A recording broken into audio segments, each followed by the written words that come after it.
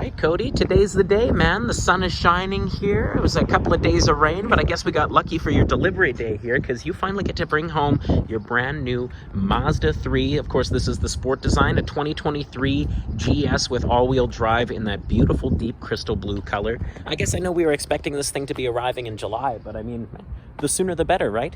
Now, I just want to make you a quick video here to kind of walk you through your vehicle. I know you've owned a few of these in the past, so it shouldn't be too unfamiliar for you, but I mean, there's nothing wrong with having an extra tool in your tool belt to kind of get to know this thing, right? But either way, I know brevity isn't my strong suit. I'm going to try to keep this as short and sweet as possible here, so let's get started. All right.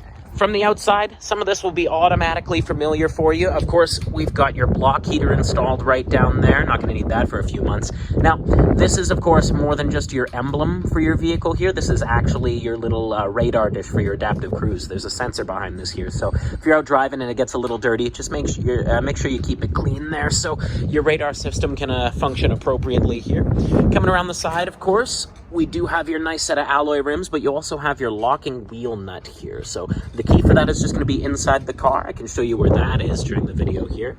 Now, coming around the side over here, I did just want to unlock this thing. Of course, we pop this thing open here. This fuel door doesn't have a latch on the inside. It's just pressed to open there. It pops open for you. So just wanted to point that out. Now, coming around the back, if we pop this thing open here, oh, whoops, got it locked. Let me just unlock that. There we go. Okay, so pop this thing open. Obviously, you got the privacy cover here, and it looks like we have your extra set of mats hanging out in the back here. This is just a license plate for your mount for your front-mounted license plate. You can choose to install that or not, or you can just store it.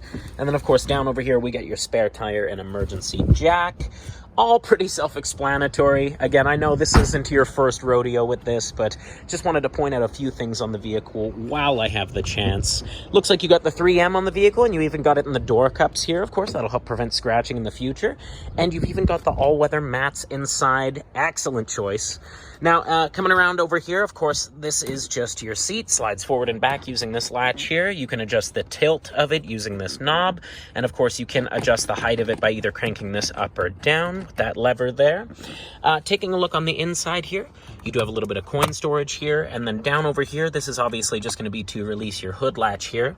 Now, up over here, you do have some quick buttons here for you to access. This one's for your traction control, and this one's to turn on and off some of your eye-active safety features, like your blind spot monitoring. So basically, if you're just out driving and you want the some of the warnings to be a little less intrusive, or you just want a quieter ride, you can just turn that off, and it won't let you know certain things when you're driving. You know, just kind of keep it a little simpler for you. All right. So stepping inside the vehicle here, whoa, the zoom on this thing is crazy. Here we go. And I obviously just set off the car alarm. That's what you get for sitting on the keys, I guess, here. Huh? Let me just slide this thing back. Now, all of this should be familiar over for you here. These are just your window controls, your window lock and unlock. These are going to be to control your side mirrors over here, so you can use that to orient these on the side either way you like. Now, taking a look over here, of course, this is just going to be for your signal lights here, and this is also going to be to turn on and off your headlights. So if you just want the interior lights on your vehicle turned on, just flick this one forward once, and all of these will light up. Kind of see that there. Then if you flick it forward again, it'll turn on your nighttime lights. And then one more press forward, of course, that's your high beams. All right. This is also for your trip measuring here, your trip calculator. So if you're driving and you just want to keep track of how long you've driven, it's like a little odometer. Down over here, this button here will turn up the brightness up and down when it comes to your instrument cluster over here. And of course, this is just going to be for your wipers. You do have a front and rear wiper, so if you want to control the rear one, it's just using this, and then you can clean it just by either pressing this forward or all the way down. And then, of course, if you just want to turn on your wipers, you can set it to auto and control the frequency here, or go to low and high. Pretty straightforward for you. You do also have some quick command buttons here. So this is going to be for like taking calls while you're driving, or this is a voice command button. So you can press this and give your vehicle some very simple commands like change to this radio station, or call your wife or your kids, something like that. As long as they're programmed into here, it should be able to call anybody, no problem. This will also help you change up the volume and change between either radio stations or songs. And you can also have a button here to change sources that you're listening listening to here, or mute. And then this button here is for your info. So if you press this here, it'll change your center cluster here. This center one is actually fully digital. So if you press that here, it'll give you different information about your current drive or previous drives that you were using here. Okay, so taking a look down here, this is all pretty self-explanatory, of course. This is just your climate control system. So you can either have dual zone climate control, or you can have them synced up, and then you can just control it using one knob. This is your heated steering wheel here, your heated seats, of course, front and rear defogger, and your hazards. And you can turn up the fan using this, either up or down, just like that. All pretty straightforward here. Now, if we take a look down over here, this is just how you control your infotainment screen. I know you used on a CX-9 here, so I shouldn't have to go through this too much in detail. Of course, this one will just take you over to the navigation section. This one is for entertainment, and then this is a back button, and this is home for you. This is also your favorites button over here, so if you're listening to a radio station and you want to favorite it, just press and hold. That'll automatically save it for you, and then click that, and it'll take it over to your favorites. Then, of course, this is your electronic parking brake with your foot on the brake pedal. If you want to disengage that, just press down there, or if you want to engage it, just pull up, and it's automatically engaged.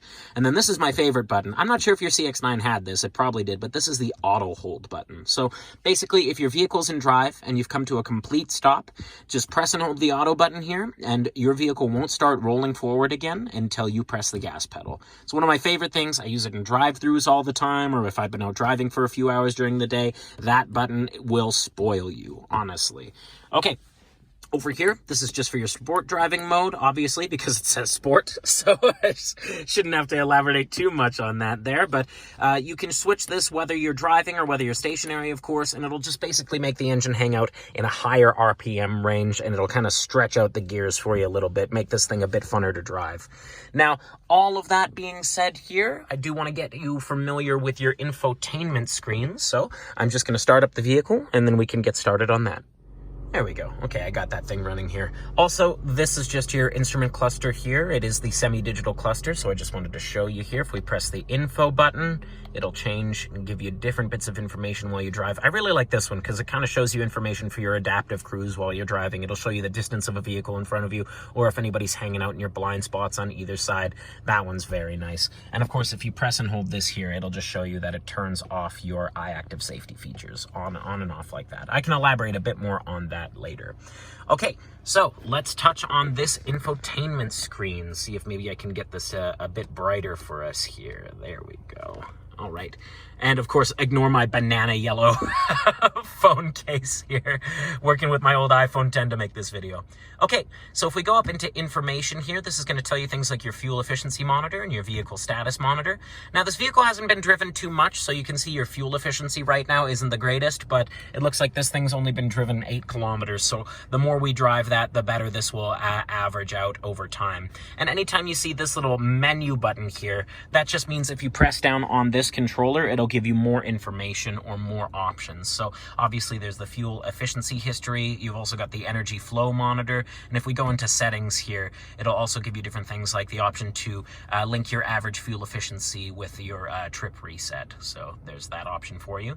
And then if we go back here, there's also the vehicle status monitor, and that'll just give you things like your next service, when that's going to be due. Now, generally you have to service this vehicle. The first service should be in 8,000 kilometers or in 6 months, whichever comes first, but I'm going to set this on your clock for you here, and that way you don't have to worry about that. Just make sure you get that first oil change done when the time is right. Okay, heading back to the main menu here, if we go down to entertainment, it's going to give you several options, of course. If we press the menu button here, that'll bring us over to our source list, our favorites, our station list, of course your tuner controls for both your tuning forward and back between stations, and your manual tuning if you want to get really specific here. And you can even adjust things like your radio texts or the settings for your radio stations. And then if you don't want to go into your settings here through the other menu, you can also access your audio settings just using this here. Adjust the bass and treble, everything here. Or if we get into the sound adjustment, I just wanted to see if we go to the advanced section here, what that offers us. Okay, so that gives you different options like the equalizer here. That's what I was hoping for. You can change it between pop and rock, jazz, whatever you're you're looking for here if you just want to go to your standard settings here, or get away from your standard settings. So if we go into the source list here, it's going to show you things like your FM and AM radio, Pandora if you have access to it. Of course, when you have your phone hooked up, we can access your Bluetooth and you can listen to Spotify or Apple Music from there. And then if you're going old school, I guess you can connect something using a USB, like perhaps an MP3 player or something. Oh, it's a good thing I got this thing under the tent. I don't know if you can see, but it looks like it just started raining. Of course, I had to jinx that with the beginning of the video, saying it was a nice sunny day. Pox upon me. All right, no sweat. We'll get through this here. At least your vehicle will be nice and clean when you get here. Now, if we go into favorites, it looks like there are a few favorites in here. Well, we can clear that up for you if you'd like, make it a little more streamlined for you. Then the station list, this is just going to be the stations that are available if you want to just quickly go to it here, of course. We got the Bear down there, and then your tuner controls. This will just be if you want to tune forward and back between radio stations. All right. Now, taking a look down here, that's mostly it. I could show you the rest of this, but I don't want to waste your time with this. Again, brevity isn't my strong suit, so I'm going to try to keep this as brief as possible. Now, if we go into communication right now, I don't have access to this at this point just because we don't have a phone hooked up, but from here you'll be able to have different options, like it can show you text messages and calls for people.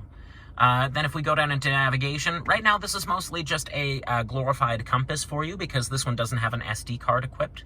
But if you did want to purchase an SD card for onboard navigation, all you got to do is come to us and we can get one from the parts department, or we can order one for you if they don't have any there.